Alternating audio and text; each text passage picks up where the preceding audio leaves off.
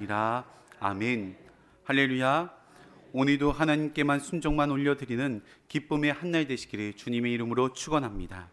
온라인으로 참여하는 자리에도 동일한 은혜가 있을 줄 믿습니다. 오늘 말씀의 제목은 여호와의 날입니다. 오늘 말씀은 크게 세 부분으로 나눌 수가 있습니다. 첫 번째로 1절에서 7절 말씀입니다. 여호와의 날과 심판이 임할 것입니다. 여호와의 날에 이방 민족들이 예루살렘을 치러 올라올 것입니다. 그러나 하나님께서 직접 개입하셔서 대적들을 심판하시고 빛과 어둠을 나누실 것입니다. 두 번째로는 8절에서 15절 말씀입니다. 새 창조와 여호와의 통치가 이루어질 것입니다.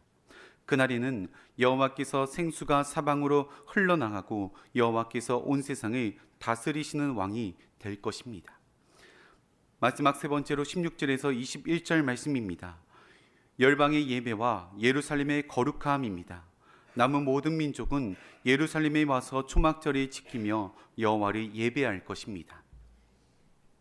오늘 말씀은 세상 마지막 날 여호와의 날에 대해 일어날 징조들에 대해서 기록하고 있습니다. 스가랴 선지자를 통하여서 예수 그리스도가 재림하실 그때에 이루어질 세계의 역사와 하나님께서 택하신 백성들의 운명을 자세하게 예언하고 있습니다. 여호와의 날에는 악한 세력들이 이 땅에 가득하게 될 것이며 그로 인하여서 하나님을 믿는 백성들이 큰 시련과 고통을 겪게 될 것입니다. 또한 예루살렘의 모든 재물이 약탈되고 이방에 있는 모든 나라들이 몰려와 예루살렘을 함락시킬 것입니다. 그러나 걱정하지 않아도 됩니다. 하나님께서 하나님의 백성들이 지키시며 보호하여 주실 것이기 때문입니다. 오늘 본문의 말씀 3절입니다. 그때 여호와께서 나가사 그 이방 나라들을 치시되 이왕이 전쟁 날에 싸운 것 같이 하시리라. 여호와의 날에는 하나님께서 직접 개입하셔서 이방 나라들이 치시는데 전쟁의 때와 같이 무섭게 치실 것이다 라고 말씀하고 계십니다. 또한 이 땅을 어지럽힌 악한 사탄의 세력들이 완전히 진멸하시고 새하늘과 새 땅을 이루어 가실 것입니다. 최종적으로 여호와의 날에는 하나님의 심판과 구원이 임하게 된다는 것입니다. 그리고 그 이후에 새로운 질서가 확립되고 성경의 말씀처럼 하나님의 구속 사역이 완성되며 완전한 하나님의 나라가 세워질 것입니다. 그렇기 때문에 어떤 상황과 형편에 놓여 있다고 할지라도 끝까지 정결하기 위하여서 깨끗하기 위하여서 노력해야 하는 것입니다. 여호와의 날 도대체 어떤 징조들이 벌어지는 것인지 구체적으로 살펴보고 그날에 우리는 어떻게 맞이해야 하는 것인지 오늘 말씀을 통해서 영적인 교훈을 얻고 기도의 제목을 삼고자 합니다. 첫 번째로는 여호와의 날 믿음으로 기다려야 합니다. 여호와의 날 믿음으로 기다려야 합니다. 오늘 본문의 말씀 1절과 2절입니다. 여호와의 날이 이르리라. 그날에 내 재물이 약탈되어 내 가운데서 나누이리라. 내가 이방 나라들이 모아 예루살렘과 싸우게 하리니 성읍이 함락되며 가옥이 약탈되며 부녀가 욕을 당하며 성읍 백성이 절반이나 사로잡혀 가려니와 남은 백성은 성읍에서 끊어지지 아니하리라. 스가랴 선지자는 여호와의 날이 오면 예루살렘은 이방 나라들의 공격을 받아 약탈당하고 함락될 것이다 라고 말하고 있습니다. 부녀가 수모를 겪고 백성들이 사로잡혀가며 여러 가지 어려움들을 당할 것이다 라고 예언합니다. 그러니 여호와의 날이 오면 성도들에게는 환난과 핍박이 더욱더 과증될 것입니다. 때로는 믿음을 지키기 위해 몸부림칠 때 기쁨보다는 슬픔이, 평안보다는 환난이, 은혜보다는 고통이 더욱더 밀려올 것입니다. 이는 전부 공중의 권세 잡은 악한 영들이 자신의 때가 얼마 남지 않았음을 알고 최후의 발악을 하는 것입니다. 세상을 어지럽히고 성도들을 교란시키며 교회를 회방할 것입니다. 그러나 우리가 믿음을 가지고 끝까지 참고 인내할 수 있는 이유는 그 이후에 누릴 축복과 구원이 분명하게 있기 때문입니다. 이스라엘 백성들은 출애굽 이후에 광야 생활을 하였습니다. 10하루길이면 갈 수 있는 길을 40년 동안이나 배회하였습니다. 또한 저들이 걸었던 땅은 사막입니다. 더운 것은 물론이고 먹을 음식도 물도 없었습니다. 걸어도 끝이 보이지 않았습니다. 그럼에도 이스라엘 백성들이 인내하며 걸어갈 수 있는 이유는 하나님께서 저들에게 주셨던 약속의 말씀, 젖과 꿀이 흐르는 가나안 땅에 들어갈 것이라는 분명한 기대가 저들의 마음 가운데 있었기 때문입니다. 지금은 비록 지치고 힘들지만, 지금은 비록 캄캄한 긴 터널이 지나는 것 같지만, 이 길만 지나고 나면 놀라운 회복과 구원이 있기 때문인 것입니다. 사랑하는 성도님들, 먼 미래가 아니더라도 지금의 삶을 돌아보면 고통과 고난의 시간을 보내고 계신 분들도 계실 것입니다. 그럼에도 그 속에서 좌절하지 않고 인내하며 기다릴 수 있는 이유는 하나님께서 저희들의 삶을 책임져 주시기 때문입니다. 완전하고 온전한 회복을 허락하여 주실 하나님의 약속을 붙잡고 인내와 기다림으로 날마다 승리하는 저와 여러분 되시기를 간절히 축원합니다. 두 번째로는 여호와의 날 하나님의 역사에 동참하는 자가 되어야 합니다. 여호와의 날 하나님의 역사에 동참하는 자가 되어야 합니다. 14절 말씀입니다. 유다도 예루살렘에서 싸우리니 이때에 사방에 있는 이방 나라들의 보화 곧 금, 은과 의복이 심히 많이 모아질 것이요. 하나님께서 여호와의 날 악한 세력들이 완전히 진멸하기 위해 전쟁을 일으키시고 물리치신다라고 말씀하십니다.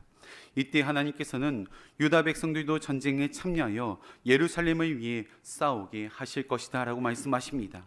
특히나 고통받고 있는 이웃의 문제를 자신의 문제로 여긴 유다 백성들이 예루살렘을 중심으로 연합하고 이방 대적들과 싸운다라는 것입니다. 그리고 유다 백성들에게 금과 은, 이방 나라들의 보화를 모아주신다라는 것은 전쟁을 승리로 이끌어 주시겠다는 분명한 확신과 의미인 것입니다. 다시 말해서 하나님께서는 여호와의 날의 모든 상황을 역전시켜 주시겠다라고 말씀하고 계신 것입니다. 이는 유다 백성들의 힘이 강해서가 아니라 하나님께서 직접 주관하시는 싸움이시기 때문입니다. 그런데 여기서 한 가지 저희들은 의문점이 있습니다. 하나님께서는 혼자서 모든 대적들을 물리칠 수 있는 분이십니다. 전지전능하신 하나님께서는 못하실 일이 전혀 없으십니다. 그럼에도 불구하고 하나님께서는 유다 백성들의 전쟁에 직접 참여하게 하십니다. 이는 유다 백성들이 하나님의 역사를 멀리서 지켜보는 자가 아니라 직접 동참하는 자가 되라는 분명한 명령인 것입니다.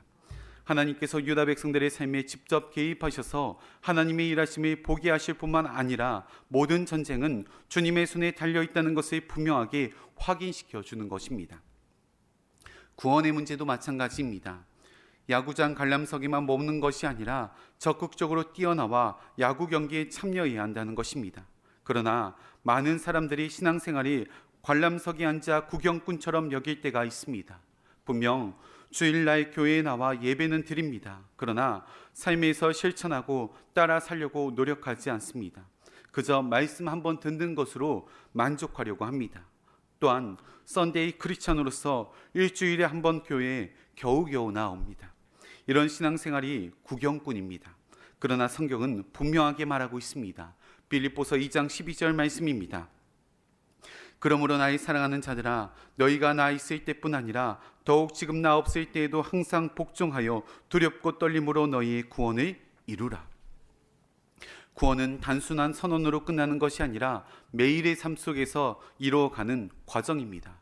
구경꾼이 아닌 직접적으로 뛰어들어 동참하며 나아갈 때, 적극적으로 받아들이고 행동에 옮길 때 구원이 우리 삶에 이루어져 가는 것입니다. 이런 예화가 있습니다. 홍수로 인해 한 마을이 물에 잠기게 되었습니다. 한 사람이 지붕 위에 올라가 간절히 기도합니다. 하나님, 저를 구원해 주시옵소서. 그때 작은 보트가 다가와 구조하러 왔습니다. 하지만 그는 하나님께서 저를 직접 구원해 주실 것입니다 라며 보트를 거절하였습니다. 조금 뒤 큰 배가 와서 다시 구조를 요청하였지만 그는 같은 이유로 거절하였습니다. 마지막으로 헬리콥터가 왔지만 그는 끝내 올라타지 않았습니다. 결국 그는 홍수로 인하여서 목숨을 잃었고 천국에 가서 하나님을 만나게 되었습니다. 그는 하나님께 물었습니다. 하나님, 왜 저를 구원하지 않으셨습니까? 그러자 하나님께서는 이렇게 말씀하십니다. 나는 이미 보트와 배와 그리고 헬리콥터를 보냈다. 그런데 내가 거절하지 않았느냐? 이처럼 구원은 단순히 기대하거나 바라보기만 한다면 정작 하나님께서 주실 구원의 기회를 놓칠 수가 있다는 것입니다.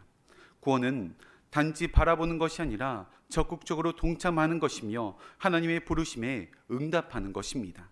바라기는 여호와의 날 구경꾼으로 서 있는 것이 아니라 적극적으로 하나님의 역사에 동참하여서 구원을 받아 누리시기를 간절히 축원합니다. 마지막 세 번째로는 여호와의 날 하나님께 온전한 예배를 올려드려야 합니다. 여호와의 날 하나님께 온전한 예배를 올려드려야 합니다. 16절 말씀입니다. 예루살렘을 치러왔던 이방 나라들 중에 남은 자가 해마다 올라와서 그 왕 만군의 여호와께 경배하며 초막절을 지킬 것이다. 여호와의 날에는 모든 죄악들이 사라지고 거룩하고 깨끗한 주님의 백성들만 남게 됩니다. 그들이 바로 남은 자들입니다.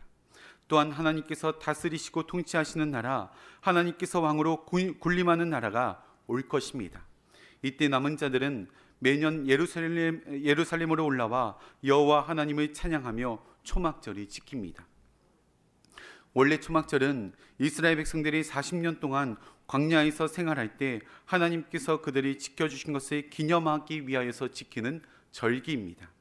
집 앞에 초막절, 오늘날로 말하면 작은 텐트를 하나 만들어 놓고 일주일 동안 거기서 생활하는 것입니다. 이를 통해 이스라엘 백성들은 하나님께서 자신들을 구원해 주셨던 날 밤을 기억하며 하나님께 감사를 표현하는 절기입니다. 유대인들은 지금도 초막절을 지키고 있다라고 말합니다. 이는 단순한 전통을 넘어서 신앙과 정체성을 새롭게 정비하는 시간입니다. 이처럼 여호와의 날 남은 자들이 초막절을 지킨다는 것은 유대인들이 지키는 단순한 예식 수준의 전통을 뛰어넘어 신천신지, 새하늘과 새 땅, 하나님의 통치가 완성될 그때에 회복될 온전한 예배를 의미하는 것입니다. 그러므로 예배는 하나님의 최종적인 구속사역의 완성을 미리 맛보는 것입니다. 노아는 홍수가 끝난 후 방주에서 나와 가장 먼저 했던 일이 바로 하나님 앞에 제단을 쌓고 제사를 올려드렸던 일입니다. 창세기 8장 20절 말씀입니다. 노아가 여호와께 제단을 쌓고 모든 정결한 짐승과 모든 정결한 새 중에서 제물을 취하여 번제로 제단에 드렸더니, 분명 처음 방주에서 나왔을 때 완전히 폐허가 된 땅을 밟으면서 해야 할 일들이 머릿속에서 스쳐 지나갔을 것입니다. 집도 지어야 하고 짐승들의 우리도 만들어야 합니다. 먹을 음식도 구해야 하고 농사나 사냥도 다시 시작해야 합니다. 할 일이 산더미처럼 쌓여 있지만 모든 일을 제쳐놓고 노아는 하나님 앞에 나와 예배를 올려드렸습니다. 이는 하나님께서 노아와 노아의 가족들을 살려주신 것에 대한 감사의 표현입니다. 다시 말해서 구원에 대한 감격을 담아 하나님 앞에 귀한 예배를 올려드렸던 것입니다. 사랑하는 성도님들, 예배는 하나님께 감사를 표현하는 것입니다.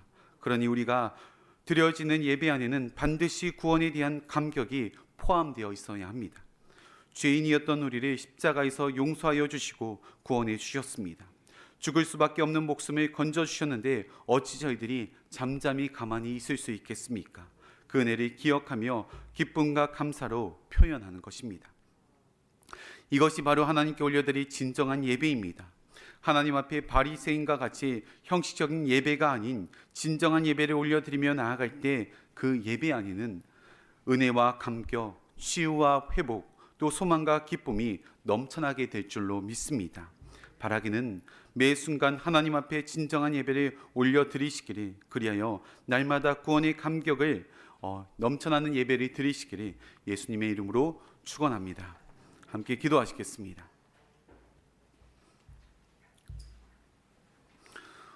언제나 사랑이 충만하신 하나님 아버지, 비록 눈앞에 보이는 상황은 힘들고 어렵다고 할지라도 여호와의 날 하나님께서 모든 것을 회복시킬 것을 분명하게 믿는 믿음으로 나아가게 하시며 인내와 기다림으로 그날을 준비하는 지혜로운 우리 모두가 될 수 있도록 인도하여 주시옵소서. 또한 하나님께서 우리에게 허락하신 구원을 멀리서 지켜보는 자가 아니라 적극적으로 동참하는 자 되게 하시며 그 구원의 은혜에 감격하여서 기쁨의 예배를 올려드릴 수 있는 우리 모두가 될 수 있도록 인도하여 주시옵소서. 이 시간 하나님 앞에 귀한 마음을 담아 예물을 올려드립니다. 이 예물이 담긴 기도의 제목과 간절히 부르짖는 눈물의 기도 소리에 응답하여 주시며 하나님 나라를 위하여서 귀하게 쓰임받는 도구 되게 하여 주시옵소서. 우리의 예배를 받으실 예수 그리스도의 이름으로 기도하옵나이다. 아멘.